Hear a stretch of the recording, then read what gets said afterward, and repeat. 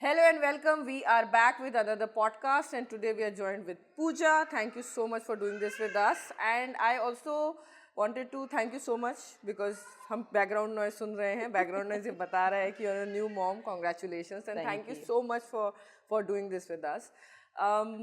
Because we have very less time, इसलिए फटाफट शुरू करते हैं. So first question मेरा आपसे ये जानना है आपसे कि you have done your education from India, you have done your masters, your graduation in VFX, right? Yes. And then you decided to become a VFX producer, a CGI producer, and you worked on this, right? Yes.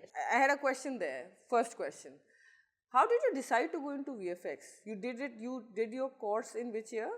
I finished my course in 2012 itself. So how did you decide when the whole world was becoming an engineer or an MBA aspirant or a doctor? How did you decide to become a VFX artist?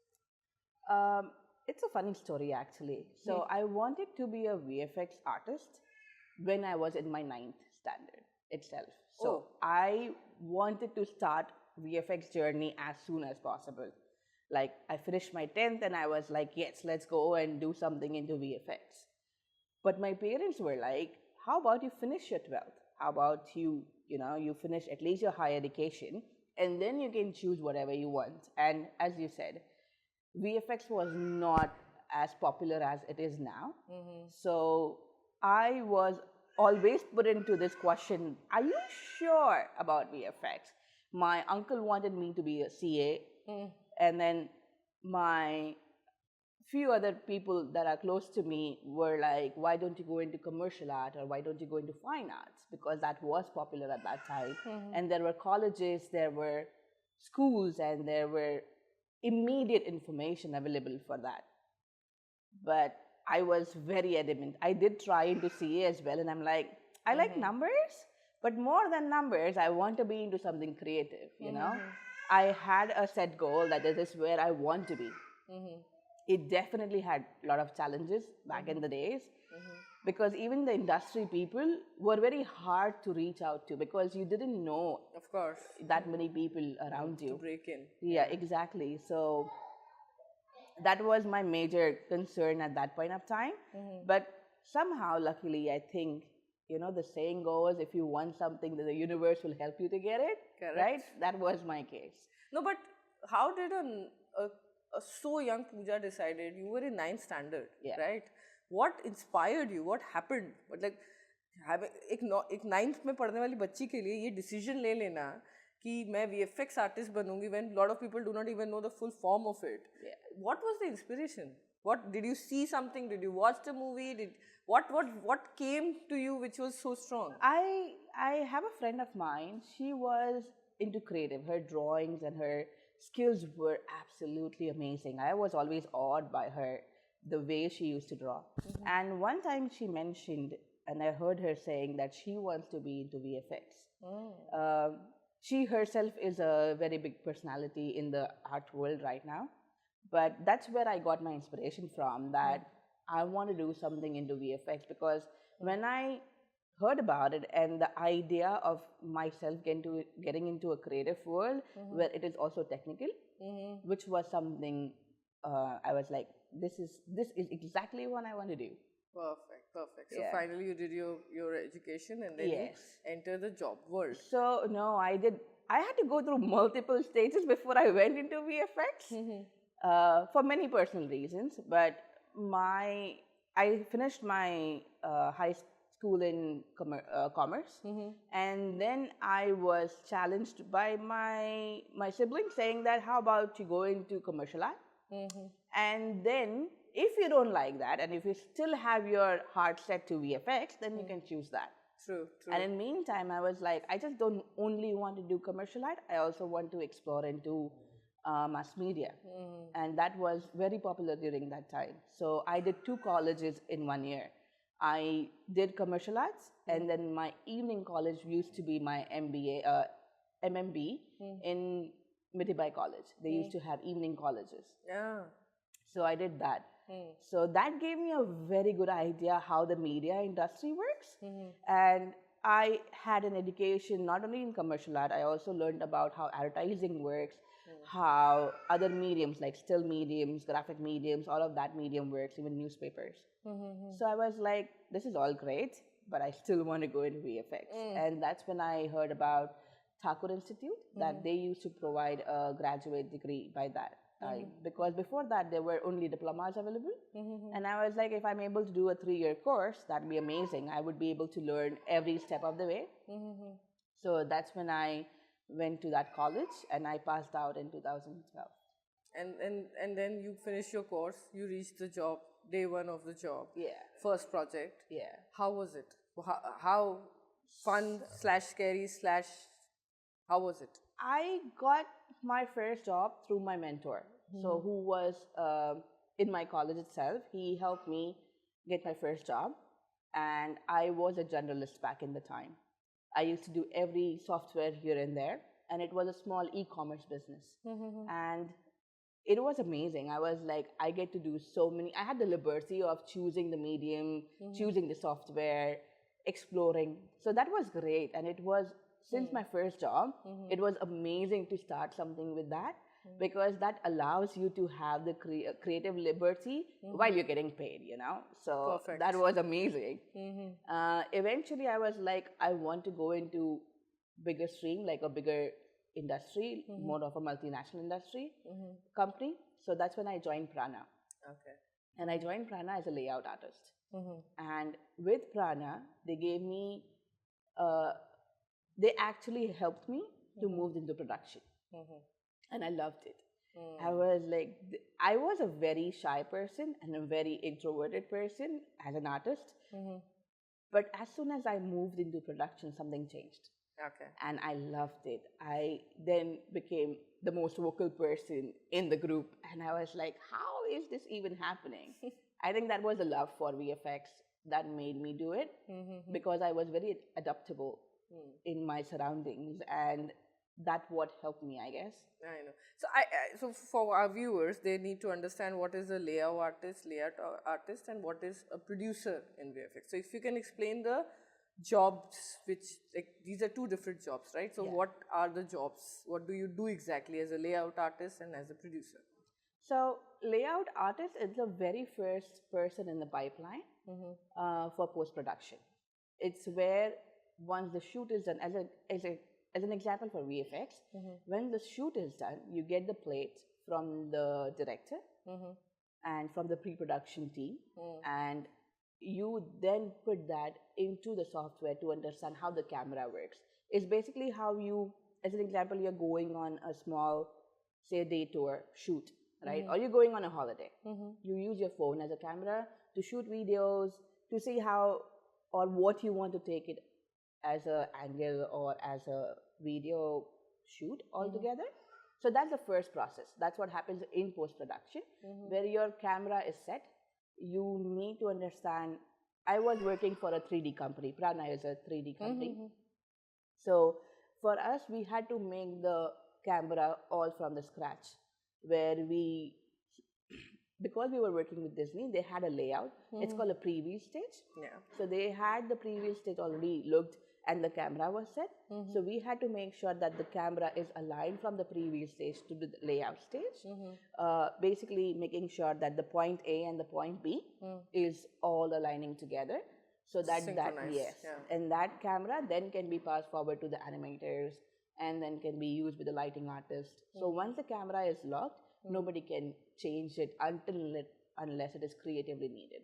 Okay. And then the producer is doing everything. So if I have to explain a role of a producer or a production person, it's like managing, it's like solving a problem. So because departments are big, right? So one department has so many things to do and look into on daily basis that they don't want to deal with the communication, right? That's where the production comes in. Production is the person who would help you to, in my days, or at least in your days as well, we would remember when we want to do a STD call, you had to call an operator, and then operator will say it will take you 5 minutes to connect to the other line, right? And damn expensive. Exactly. That operator is basically the production person, where you just put a switch from one corner to the other corner saying that, okay, hold on, this department has something, it needs to be communicated to this department. Correct. So exactly that's the process of how you want to inform a production person to be, that it is a mostly problem solving aspect, and communication is the key ingredient in all of this. So you worked in India for how many years of your career? So I worked on and off, so about good 5 to 6 years. And what did you learn in those 5 years? What was the biggest key takeaway which you thought that, okay, this is what we have to take till the end of the life? Most important lesson. I think the most important that I understood was, especially in production, was there are too many noises or too many chaos when everybody is trying to talk to you, right? You have to manage and figure out which is the actual problem between all of those noise. What is actually the problem? Exactly. Because everybody will either be venting out or telling the problem to you, or telling all kind of things to you, because it's not just one department you handle as a producer, you handle the whole show, right? So they will be able to tell you that this is what I'm facing, along with a lot of things involved in it. So you have to then figure out that this is one simple problem rather than making like a pile of things, So that was the key process of all of this, where you cut out the noise and you only focus on one simple task and one step at a time. Because if you look at if you look into the macro picture of it, you would be like, what is going on? You just have to zoom out and see as a bigger picture, saying that, okay, this looks simple. I just have to connect this dot to this dot. Correct. And it will solve the problem. That was the main takeaway for me, at least, where I understood that no matter how the person is, if you don't understand what is noise and what is the problem, you would always struggle where to reach to. Very true. And this is very important in real life also. Yeah. I have a question for you. So you have handled ads, feature films, OTT series, and theme park content. Yeah. What is theme park content? So theme park content is basically, okay, SL World, right? Yeah. That is very relatable too. Yeah. So when SL World wanted to open up, or when they decide that this is a place where I'm going to open a theme park, it can be anything. It can be Lego World, it can be Marvel Studios or Disneyland. For them to plan and to promote their product, they would need how the overall theme park would look like. Okay. They might have their own mascots, they will have their own theme rides, personal rides, or own any individual. The facade, the vibe of the place. Not only the vibe of the place, but also to collect money from the investors, or to raise money from the investors or any financial person. So this is how it will look. Exactly. This is how the theme park would be. This is my unique select point that this ride is. So what is the difference of working in a feature film, OTT series? Again, I understand the format and I understand that every project is different from another project. But when you're working in a feature film, then you jump to an OTT platform, then you jump to an ad, then you jump to a theme park. So how do you switch so many formats in your brain? It's like... Or the VFX producer is same, everything switches around you? That's a very good question. I would put it in a way where, say an example, all of them has very different and unique style of working. But the only common point in there is how you can solve the problem quickly and how you can foresee the issues. Correct. Because in the end of the day, as a production person, that's the key ingredient. I always tell this to my producer also. I said, your job is to foresee what is the next challenge coming your way. That is your job. That's it. Yeah. So I totally understand. So I also wanted to understand that you worked here for 5 years. Then what made you to take a call of leaving your country, leaving your food, your mother, your beautiful city, whatever beauty is left in Mumbai at that time also? What made you move out of the country, and how smooth or challenging or tasking the transition was? My goal was to explore the world while working in that cities. So I personally love traveling and I love adventure. And I don't like the term where you get into your comfort zone. Every time I get into my comfort zone, I feel something is wrong. That is my internal You're challenge. not optimizing. Yes. So every time I see I'm getting too comfortable in a certain place or certain behavior of mine, I was like, no, this is not working. I need to upgrade myself. And I need to always look for the next thing. You know, that's what made me reach out to. Was it scary? Personally, I enjoy that part. So for me, it was more like a challenge and more like an excitement. You like throwing yourself in the deep waters Yes. and then Yes. swimming back. Yes. So you are the risk taker. I wouldn't say as a risk taker, but I personally think I'm more like a challenge oriented person. If there is a challenge, I would love to solve, which is why the production was a perfect match for me. Same here, same. I love to know what is going wrong. What do I need to fix right now? Yeah. My people used to say Nidhi is a fixer. She likes to fix everything. So all the learning you had from here, you understood that as a producer your job is to zoom out and only focus on the problem which is really there and not on the noise. Then you went out. Yeah. So where did you go first? I first went to Dubai. Dubai. So then after that? After that, I came back. It was a 1-year contract. So then I came back and I went to Bangalore. Okay. I was in Bangalore for about 2.5 years. And then during that period of my time, I went into advertising because before that I was working in feature films and I wanted to take a break from feature films and I was like, I want to do something different. And that's where I went into advertising. Advertising was very fast paced. Like everything has to be done quickly because you have a time and slot for the ad to come out. You have a lot of investment beforehand. So you are dealing with a lot of money there. And if you miss even a small part of it, you have to pay a lot. Correct. So, or your chance is gone, your slot is gone, you have to wait for the next one. So it is a very fast-paced work culture. And I was like, I want to do that. Because I would learn so many things. And my concept of learning thing is you have to get into it to understand it. And you will figure it out. There is no question about it. Because in Dubai, that was where I did the theme park work. And from there to moving from advertising, it was a little bit easier for me because I was into a fast-paced industry already. True. And then moving from there to advertising was something that synchronized. So from Bangalore you went to? From Bangalore, I had a 1-month business trip to China, where I went to Shanghai, and they loved my work, and that's when they proposed that I can move there for work. And I took the chance, and I was like, I never thought in my wildest dream that I will move to China.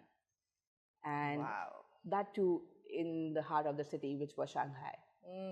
The language, the food, the people. Oh, yes. The first, I would say 3 to 6 months, it was challenging, but I think the people there were very welcoming. I loved China in terms of how the people are, how they work, how easy everything is to access. How different is it to work in a Bangalore company with your people, your language, your food, your space, your comfort zone, to say, and then going to China and you don't know the language, you don't know how it is done, you don't know what food to eat, you don't. Obviously, they must have given you everything to make your life easier, but you are suddenly in a new place. And you also have to perform because you have to keep the job. So, how different was it? Like, how did you? I think the biggest challenge for me was mainly the language and the culture because it's a drastic cultural shift and the expectations from you. Because in Bangalore, you are mostly working with the side producers. You're not working with the clients directly. And whereas in China, you are mostly client facing and you are dealing with an immediate, a harsh reality. Whether it's good or bad, it will be on your face. Whereas in Bangalore or in India, it is still a little bit, I would say, padded so that any harsh thing coming to you gets eliminated on the way or it at least gets softened in the process. It is delivered to you nicely. Yes. Yes. Even the stress level, the challenges. Now it's definitely different. it's been so many years that VFX has grown immensely and drastically that it makes me wonder how fast this industry is and how quickly it can change. Correct, correct. So from China you went to? From China, then I went to Canada. I did a in-between trip to London. I was planning to join a London office before, but then they told me that they do have an opening. Like I asked for it if they have an opening in Canada instead, and they were like, "Yeah, why not? We can move you to Canada." So we have discussed the work culture differences, but you're also a producer. You're also managing large teams, right? You're managing a lot of people, irrespective of where they are coming from, what are their Even in India, you have to manage a very large yeah, amount that's of what I'm team. saying. So everywhere you're managing, your job is to get the work done. Yeah. Irrespective of who thinks what and who is not in the mood to work and whatever their ego trip is, right? Our job is to get the work done. Yes. Right? That's what we are paid for. We are the firefighters. How do you get that done? Like what is your zen? How do you keep yourself calm or not calm and get the work done? And when you're working in Bangalore and then you're working in Canada, are there different ways of dealing with people in different part of the countries of the world? And what do you do? How do you do it? I think to answer your question, the immediate part is I used to have amazing mentors when I was working in in production itself. I started as a production coordinator, and on the way to reach to a producer, I had so many people that I used to look at, observe, and learn from them. And they used to always tell me one thing is, no matter how much the chaos is, look at the immediate problem that is in front of you. What can you do at this point? Because you can go into this rabbit hole of what is going wrong, but since that's not your job is to how we can come out of it. The first immediate goal for you would be what is right in front of you. What can you do at this moment? Do you shout? I don't shout. क्या बात कर रही हो? It's hard to shout on people who can get things done easily. तुमको हमेशा ही अच्छे लोग ही मिले मतलब ऐसा? I would say that. Tell me one day when you lost it and you were like, I will throw everybody out. One day तो कुछ तो Yeah, there was a time when I was upset, but I never had a chance where I had to shout. What I did was I was so upset, I did not want to do anything, not even talk to a person. I just went outside, did a walk, and came back, and that was like, okay, now we can get things done.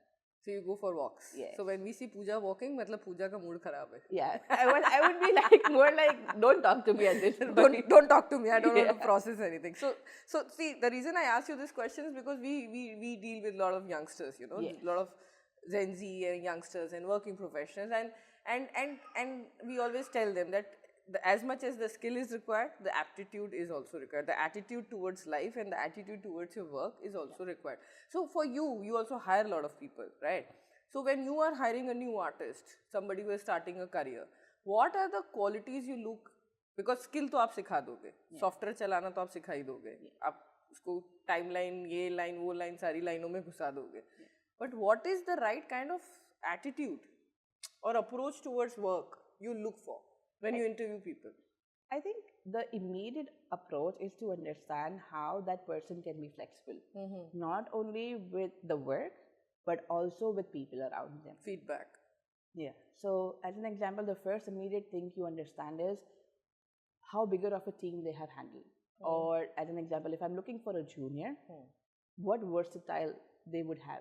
One thing very good about this industry is people are nice. No matter where you go in the world, VFX industry people are very nice people. Yes. Artist का दिल अच्छा ही होता है. Exactly. Even in production, people are nice. There are definitely a bit of people here and there where you find challenging to work with them. But I think once you understand or make things clear that this is the job role, then they would be like, okay, this is my job to be getting done. This is what I will do. And then from there, the line is smooth. Then you don't have to have the friction between them. So as a fresher, if I am applying for a job in your team, I am a fresher, I have just come out of institute, what will be the parameter I'll be judged upon? I think the first immediate goal for a fresher would be to understand how the software works. Because for fresher, what is the most important part is to get the job done. Because the communication comes later on in the stage where you will be dealing with the management or you're dealing with your co-workers, right? Correct. For the first immediate thing to get into the industry, your work has to be good. True. Even if the work is mediocre, your passion to work towards it, to make it better, has to be good. Because we get into this loophole of, I want to get this thing perfect. But there is nothing called perfect in anywhere, even in your life, even at workplace, even if you want to deliver something, there is nothing as super perfect output. There has to be a way around it. And once you understand that this is a solution for it, that's what we are looking as a quality, a solution-oriented person.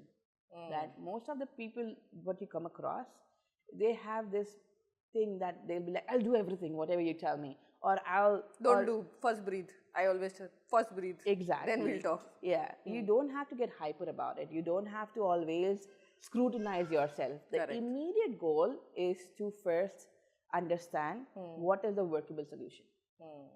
So for you, you are this everybody says this, and I also believe this because I also work with a lot of people. I will always look at a person who is ready to listen and who is receptive and also has something to offer in terms of a solution. Yeah. Then we'll work together. Then we'll work towards the solution. Yeah. But then because you have done a proper education and you have been trained properly, you have done your graduation in this, there are a lot of people now who are learning everything from YouTube, or they are doing online classes, or they think that they can pick it up from somewhere or the other, right? Yeah. How important is formal training for you? How important, and while hiring people, do you look at their resume and look where they have trained from, like, you know, mentors or training?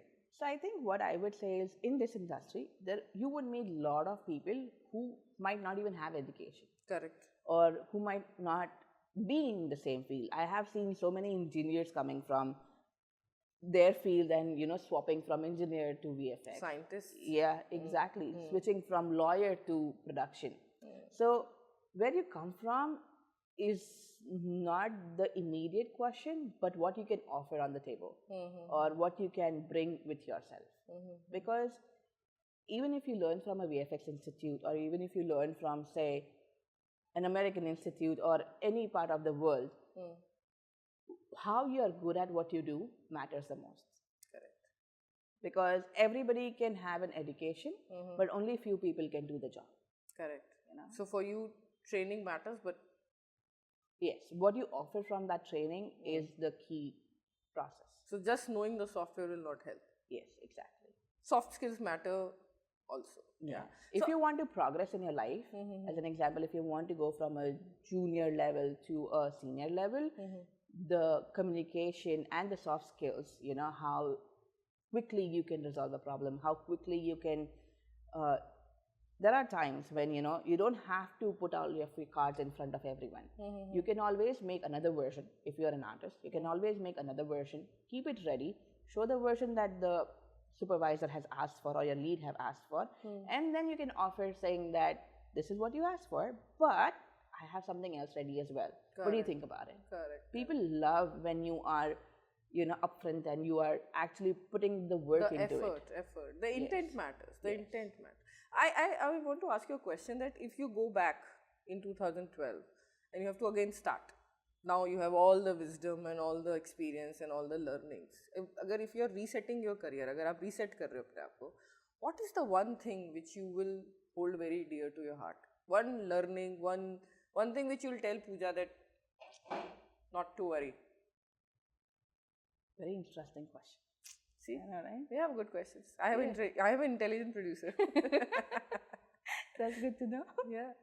I think if I have to tell myself back in the time that you have to do something different, I would say just trust the process and you have it in yourself. Don't freak out. But does the process know we are trusting it? That's a good question. I think somehow you know internally, your gut feeling always tells you what is right, what is wrong. So if you just listen to that and you understand that, okay, this is where, because as a student, I never even imagined, I never learned anything about production. One thing I would at least or at least nowadays people have access to is how production pipeline works. Back in the time, they only taught how to be an artist. Nobody taught us how to be a producer. So that was the biggest challenge where I had to face, where I had to learn step by step. Because everybody say, oh, production is all easy. You just have to communicate. You just have to get things done. But that's not the process. You actually have to break it down. You have to understand. You have to first learn what you're looking at in order for you to then break it down and pass it forward to the artist, pass it forward to the supervisor, or even pass it forward to the clients. Because when you're dealing with clients, you will see, you will have a lot of visionary people. But to break it down into technicalities or break it down into step by step to making deliverable. Making it should be delivered. Fantastic idea, not delivering. Exactly. What is the fun in it? Yeah. So you have that learning process is something we had to do it ourselves. Now at least people teaches you how the production pipeline works, what are the stages of it, and how you can ask the right questions, because that matters the most when you are into production. Asking the person, or whether it be a creative, whether it be a client, asking the right questions at the right time is something that is very important in delivering a VFX show, rather it be an advertising, rather it be a feature film or any OTT platform. I want to ask you a question, language oriented. So when you went to China, did you learn the language before, or you went there and learned it? I went there and I learned, because we were into a multinational. Until the time you were not able to speak then? Oh no, so I had a very good people around me. I tell you the context of this question. Yeah. So a lot of our students think कि English नहीं बोलेंगे तो नौकरी नहीं लगेगी. And I always tell them कि you think in Gujarati, Marathi, Kannada does not matter. Till the point you are thinking and you are able to explain it to me, everything is fine. Exactly. So does not matter if you can't speak English, you can't speak Bhojpuri, you can't speak Marathi, but you tell me what you are thinking. The message should reach across. Yes. So how do you do that? So when I went to China, it was definitely hard with the language. I did get into a school to learn that language afterwards. Yeah. But since the company was very English oriented and the people I worked with was from every part of the world, not only from China, but they were from Italians, they were British, they were Americans, all around the world, Taiwanese and everyone. So getting work done, English was the key language to talk to everybody. But even with the people who did not know English, we used to just find means and ways to communicate that. Means and ways क्या होते हैं? As an example, I used to personally, what I used to do is, I used to have translator on my phone all the time. Duolingo types.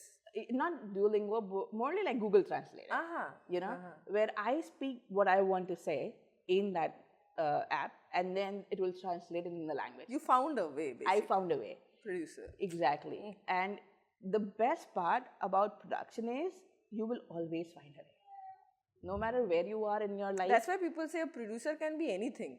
Nobody else can be a producer.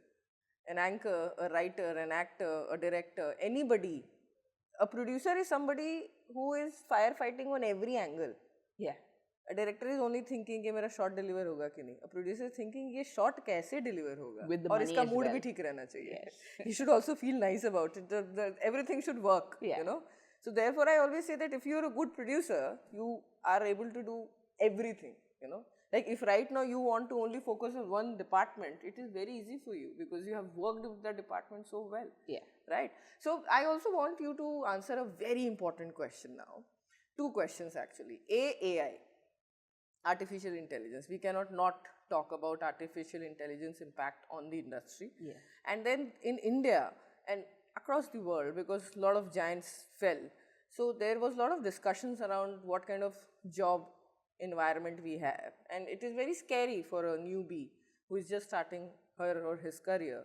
कि नौकरी मिलेगी कि नहीं, मुझे मेरा career का क्या future होने वाला है और AI आने वाला है. Because you are sitting there. You work in an international market, right? Yeah. And you have had exposure to both the markets, both to the domestic market and to the global market. I want to pick your brain on this, that how scary, not scary, and what is the trick to deal with this? What I personally believe in this part, and I think is, how when computers were invented, and how computers came into the market, everybody was scared. Everybody was like, oh my God, I don't know how we are going to go from paper to computer. We don't know anything about this. We will have to learn everything from scratch. And people who used to write things down, there were people who used to calculate only. They were called computers back in the time, right? And when computer came, the industry shifted. It was more mechanical at that point of time, where you had to learn the computers in a way when nobody else could learn it. So I think that's what I think about AI as well. It is going to be a software, a tool that will help you to take you from point A to point B. There are going to be departments that are going to, I wouldn't say they're going to completely shut it out, but they're going to evolve. Because you cannot take that out from the VFX world. Correct. You will have me. Why? Why? Because the demands that a director has, or the level of quality that we look when we are making a film, is something that AI still cannot, process that. It will take time. I so wanted you to say that. Yeah. Because people will listen to you. I so wanted you to say that. It's not that AI would not impact it. Definitely it will have an impact, but it will be an impact that will bring a betterment. Or if you're scared from it, what I would say is take it on as a challenge. Learn about it. You're only scared about things that you don't know. True. As soon as you get educated about it, as soon as you have information or ways to use it, you will then have courage to get into it, to face it, and then to modify it as per your own needs. As an example, when a student learns Maya, or a 3D Max software, or a Houdini software, or say a Blender software, all the software they learn are new to them. Correct. But they still think or have that vision that, okay, once I learn the software, I would know how to get things done. The output in the end still looks the same. Like, what I mean by same is, you will have a visual in front of you, definitely a different type of visual from every different software, but you will have a visual in front of you. Same with AI. Now it's more like text to word, text to image kind of a context in AI, but it's still a software. If you learn how to do it, you will have a better future towards it. But they say ना कि AI आएगा तो जो entry level की jobs हैं वो चली जाएंगी, और मैं तो एक fresher हूँ, मैं तो entry level पे जाने वाली थी, तो मेरी तो job चली जाएगी.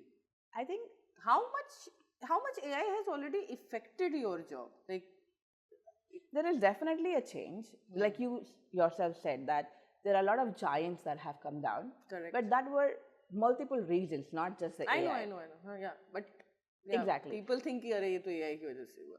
That was not the because case. That's the immediate thing that has been changing so drastically, and every month there is an update. Now it's from the month, it's weeks. Every week you have a new update in AI. So what I personally think for an entry-level person, I would say that it will work on your favor rather than the opposite side. Because people who are into the industry, they will have to learn everything from scratch. Oh yeah. But because you have the potential to learn it while you were in college or in the institute, it will help you to have a upper hand on everyone else. True. Because you have learned You're equipped with it. Exactly. You're entering with the equipment. Exactly. Nice. Good point. So AI से डरना नहीं है. And what about the job market? VFX industry is going to end. I would not say it's going to end. Everybody wants to have entertainment in their life, right? Like if you look at the COVID thing, it was a bubble that, we have to make a lot of content. Now with AI, before people had a very restricted way of outputting those content. Before, people used to make contents online with Instagram, with any social media platforms, right? But now with AI, even a fresher can make a show reel or make a reel that will have a very good output. Correct. Right? So you have the liberty of putting your vision into a proper screen where people can look into it. Because what matters in VFX industry is the idea, the story that you want to present to people. True. And how you get it done is just the means of it. The VFX world itself is a mean of it. Like how you put that story in front of people and how that story has been liked by the audience is what matters the most. True. So I want you to, we are going to wrap this up now. So I wanted to give a piece of advice / something which is doable to our students, and especially to our girl students, because we want more of them to turn up. पता नहीं क्यों लड़कियों को लगता है वो VFX नहीं कर सकता, like तुम ही कर सकती हो यार, और कौन कर सकता है. But anything I wanted to give them a piece of advice which is doable for them, which they can inculcate in themselves in their careers and make a career out of it, and something which is very 2026, which you learnt in since that till today. But 26 में आप अपने आप को जो एक advice देना चाहो. I think when I stepped into the industry, there were a lot of men oriented, like it is definitely a men dominated industry, but that is changing now. And the vision of having women into this industry is way more empowering than anything else. And to be honest, there are skills that women can do better. As an example, production. If you will see in production, Colorist. Yes, a lot of colorists. I have a lot of colorist friends. Yes, they are all female. Yeah, and I'm like, why? क्योंकि इनको गुलाबी और प्याज की गुलाबी का difference नहीं पता है. Oh yeah, right. This needs a woman. Yes, there are a lot of aspects of visual effects because women are creative internally as well. They have a lot of good intuition. Like they have sixth sense that men definitely are there, but women can do the job better. Men have to learn. Men have to put that extra hard work into it. So if a girl is listening to you right now and she's thinking of making a career in VFX, what would be your tip to her? Have the passion for it, and if you have that, go for it. Any other industry would need the same amount of hard work. If you are not afraid of hard work, it's just a passion that you're worried about, go for it. Because this will give you rewards like nobody else can. True that. Thank you so much for doing this, and I hope you enjoyed as much as we did. Oh yes, and absolutely. Thank you so much for taking this time for us, and thank you so much. Thank you as well, because I think this is a platform where you can let the people, especially the youngsters, know that there is nothing to be afraid of. That's why we always, every time we do a podcast, we make sure that we bring somebody from the thick of it. Yeah. When आप ये बोलते हो ना कि डरने की बात नहीं है AI से, तो लोग सुनते हैं. हाँ. हम बोलेंगे तो उनको लगेगा मार्केटिंग कर रहे हैं. आप बोलोगे तो लगता है कि सही बोल रहे हैं. राइट. या जब भी कोई भी डर रहता है ना, डर इसी वजह से आता है कि आपको पता नहीं है वो चीज़ क्या कर सकती है. हाँ, या आप कैसे उसको यूज़ कर सकते हो. सेम चीज़ जब ये इंडस्ट्री में, जैसे आप इंस्टीट्यूट में आने से पहले आपको कुछ नहीं पता था, वैसे ही आप जब इंडस्ट्री में जाओगे आपको बहुत सारी चीज़ें होगी जो आपको ऑन द स्पॉट सीखनी पड़ेगी. Correct. Willingness to do it is what makes the difference. Thank you so much.